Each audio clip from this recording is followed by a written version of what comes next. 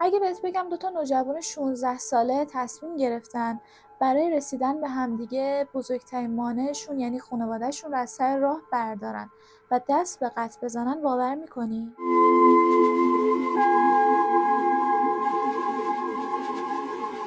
جنایت خیابون گاندی یکی از واقعی‌ترین و تلخ‌ترین جنایات دهه 70 تهرانه. عشق بین سمیه و شاهرخ که یه سرانجام خیلی تلخ داشت.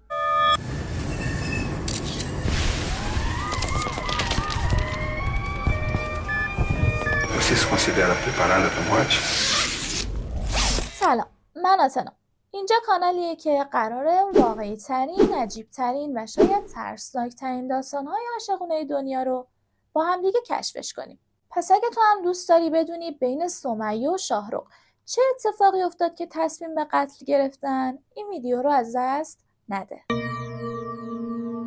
شاهرخ و سمیه یه اسم آشنا واسه کسایی که تو دهه 70 علاقه داشتن به خوندن اخبار حوادث. جنایتی که این دو نفر انجام دادن تا مدت‌ها تیتر اول اخبار حوادث بود. سمیه شهبازی نیا تو سال 1359 تو تهران توی خانواده مرفه به دنیا میاد. پدرش صاحب یک کارخونه مواد شیمیایی بوده و مادرش هم خونه‌دار بوده. سمیه اون زمان واسه خودش یه اتاق خواب داشته که توش به غیر از تلویزیون و امکانات دیگه یه خط تلفن مجزا داشته. و اما شاهرخ وثوق که همسن سمیه هم بوده توی خانواده متوسط بزرگ میشه. پدرش یک مهندس بوده توی اداره برق تهران. سمیه یه دختر آروم و درس خون بوده، اما شاهرخ یه پسر شیطون و گهگاهی هم عصبانی. سمیه و شاهرخ تو سال 1375 وقتی فقط 16 سالشون بوده تو پارک تهران همدیگر ملاقات میکنن. به گفته خودشون تو همون اولین نگاه یه دل نصد دل عاشق همدیگه میشن. اونا با همدیگه قرار دوستی میذارن و هر روز همدیگه رو میدیدن. بعد از گذشت 2 ماه از رابطهشون اونا تصمیم میگیرن به همدیگه قول ازدواج بدن و این تصمیمشون رو با خانواده‌شون هم در میون میذارن. اما خیلی سریع با مخالفت خانواده هاشون مواجه میشن. اول به خاطر اینکه سن هر دوتاشون کم بوده و دوم به خاطر اختلاف طبقاتی خانوادگی، مخصوصا خانواده سمیه راضی به این ازدواج نبودن. خانواده شاهرخ با پافشاری شاهرخ حاضر بودن جلسه‌ای رو با خانواده سمیه بذارن، اما خانواده سمیه به کل با این ازدواج مخالف بودن. عشق پرشور و پرحرارت بین سمیه و شاهرخ اجازه نمیداد اونا عاقلانه فکر کنن و خیلی زود تصمیم گرفتن با همدیگه فرار کنن. به کجا؟ به اصفهان. بعد از یه مدت که اونا با هم دیگه فرار کرده بودن، با التماس‌های خانواده‌هاشون مخصوصا خانواده سمیه مجبور شدن به تهران برگردن. وقتی که به تهران برگشتن، خانواده سختگیری بیشتری میکردن و سمیه نمیتونست این شرایط رو تحمل کنه و همونجا بود که یک سری تصمیم‌های وحشتناک گرفت. سمیه که خانواده‌اش رو مانع رسیدنش به عشقش میدونست، بارها تلاش کرد که اونا رو از سر راه خودش برداره. از بازگذاشتن شیر گاز وقتی تمام اعضای خانواده خواب بودن تا ریختن مرگ موش تو غذاشون. اما هر بار مادر سمیه متوجه قصد سمیه میشه و اجازه نمیده اون به کسی آسیبی برسونه. مادر سمیه فکر میکرده سمیه با این کار میخواد اونها رو تهدید کنه. مادر سمیه هیچ تلاشی نکرد حتی دخترش رو با وجود این کارهایی که میکنه پیش یک روانشناس ببره. بی‌توجهی‌های پدر و مادر سمیه به رفتار اونها یکی از مهمترین دلایل اتفاق افتادن این فاجعه بزرگ بود. و بگم براتون از روزی که سمیه دیگه خسته شده بود و از شاهرخ برای به قتل رسوندن خانواده‌اش کمک گرفت. شاهرخ بعد از دستگیریش توسط پلیس اون روز رو اینجوری تعریف میکنه. میگه ظهر روز 12 دی ماه بود. ما منتظر شدیم مادر سمیه به همراه خواهرش سوین از خونه خارج بشن. وقتی اونا خارج شدن، من و سمیه وارد خونه شدیم و به طبقه دوم خونه رفتیم. تو اون لحظه سمیه خواهرش سپیده رو که فقط 13 سالش بود و داشت تو طبقه پایین درس میخوند صدا میکنه. سپیده به طبقه بالا اومد و من و سمیه شروع کردیم به شوخی کردن باهاش و قلقلکش میدادیم تا نتونه به رفتار ما شک کنه. بعد از چند دقیقه من دستم رو دور گردن سپیده انداختم. اولش فکر کرد دارم باهاش شوخی میکنم، اما بعد از چند دقیقه شروع کرد به دست و پا زدن و التماس کردن. التماس میکرد که تو رو خدا دستتو از دور گردنم باز کن. دقیقاً همون موقع بود که سمیه یه آمپول هوا رو به خواهرش تزریق کرد. سپیده بیحال روی زمین افتاد. با کمک همدیگه سپیده رو به داخل حموم بردیم. سمیه سر خواهرش رو گرفت و داخل وان پر از آب کرد. بعد از اینکه مطمئن شدیم خواهرش مرده، چند بار اونو به کف حموم کوبیدیم و بعدش با همدیگه اونو به گوشه‌ای از اتاق منتقل کردیم. اون لحظه هایی که ما داشتیم با سپیده تو طبقه بالا شوخی می‌کردیم، چندین بار محمد رضا برادر 8 ساله سمیه به طبقه بالا اومد تا با اونم بازی کنیم، اما هر بار ما به هر بهونه‌ای اونو به طبقه پایین می‌فرستادیم. ولی حالا نوبت به محمد رضا رسیده بود. سمیه برادرش محمد رضا رو صدا زد. محمد رضا به خیال اینکه قراره بیاد بالا و باش بازی کنیم، سریع خودش رو به طبقه دوم رسوند. وقتی رسید بالا، من دستم و دور گردنش حلقه کردم و شروع کردم به خفه کردنش. محمد رضا که دقیقاً روبروی سمیه وایساده بود به سمیه میگفت آبجی بگو گردنم رو ول کنه وگرنه بیام پایین پدرتون رو در میارم. سمیه با شنیدن این حرفای برادرش خندید و آمپول هوا رو به برادرش تزریق کرد. من و سمیه به همون شکل که سپیده رو به قتل رسوندیم، محمد رضا رو به داخل حموم بردیم. اول سرش رو داخل وان پر از آب کردیم و بعد بدنش رو چندین بار به زمین کوبیدیم. نقشه ما اینجا تموم نمیشد. ما تمام برق ساختمون رو قطع کردیم و منتظر مادر سمیه شدیم تا برگرده. و از طرفی هم خیالمون راحت بود که پدر سمیه تا دیر وقت کار میکنه و خیلی زود به خونه نمیاد. مادر سمیه اون لحظه رو که وارد خونه شد اینجوری توصیف میکنه. میگه وقتی به همراه سوین وارد خونه شدم متوجه شدم که خونه به این بزرگی حتی یه چراغش هم روشن نیست و از این موضوع خیلی تعجب کردم. وقتی وارد خونه شدم سمیه من رو از طبقه بالا صدا زد و به من گفت مامان بیا طبقه بالا کارت دارم اما سوین رو با خودت نیار. وقتی به طبقه بالا رسیدم سمیه رو دیدم که پشتش به من بود و روش به سمت پنجره. ازش پرسیدم محمد رضا و سپیده کجان؟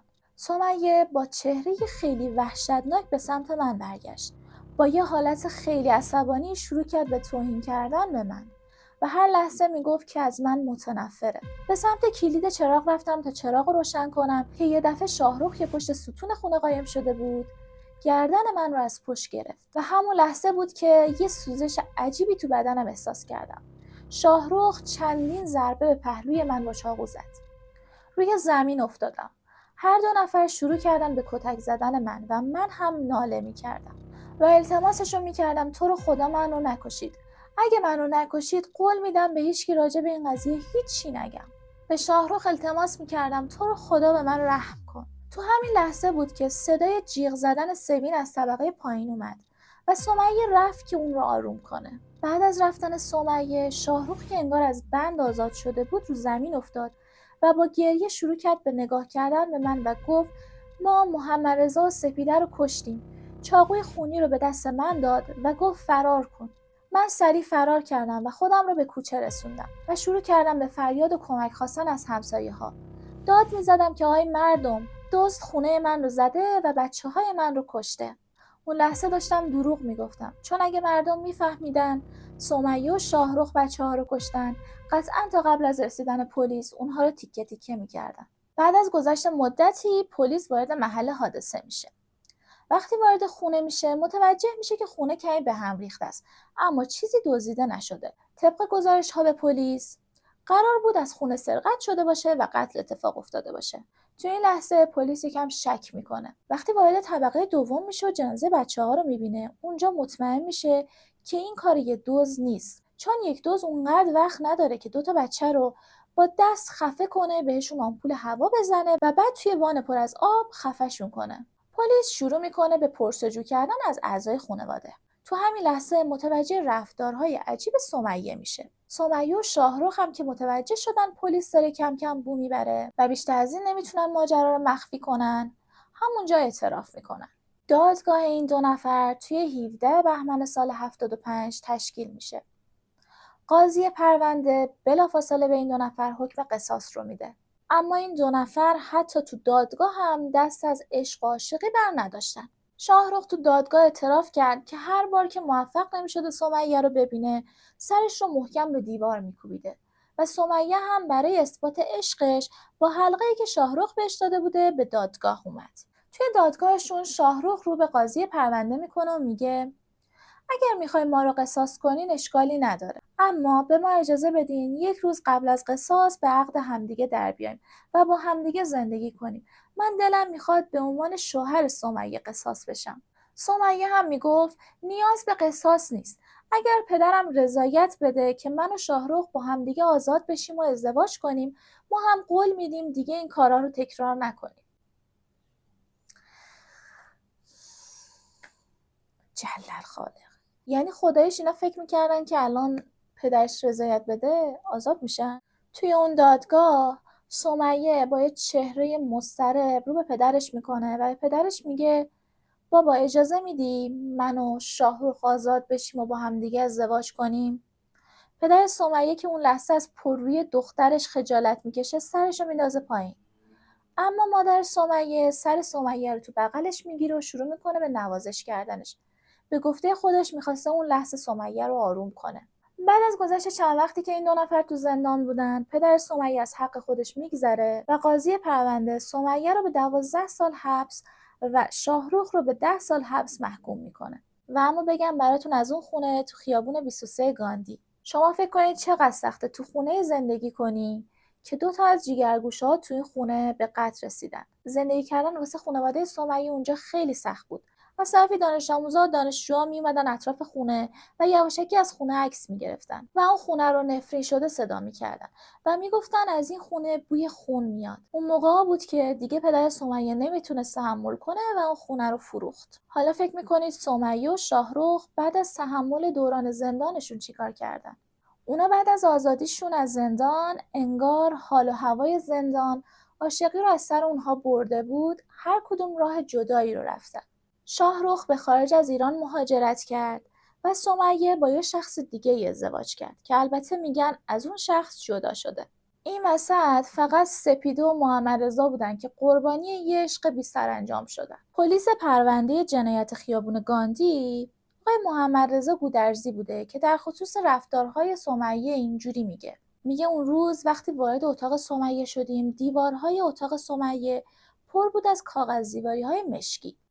وقتی از اعضای خانواده‌اش راجع به رفتارش پرسیدیم، اونها گفتن اغلب سمیه یه آدم گوشه‌گیر بوده که توی اتاقش بوده. در واقع سمیه نشونه‌های بارز یه افسردگی رو داشته.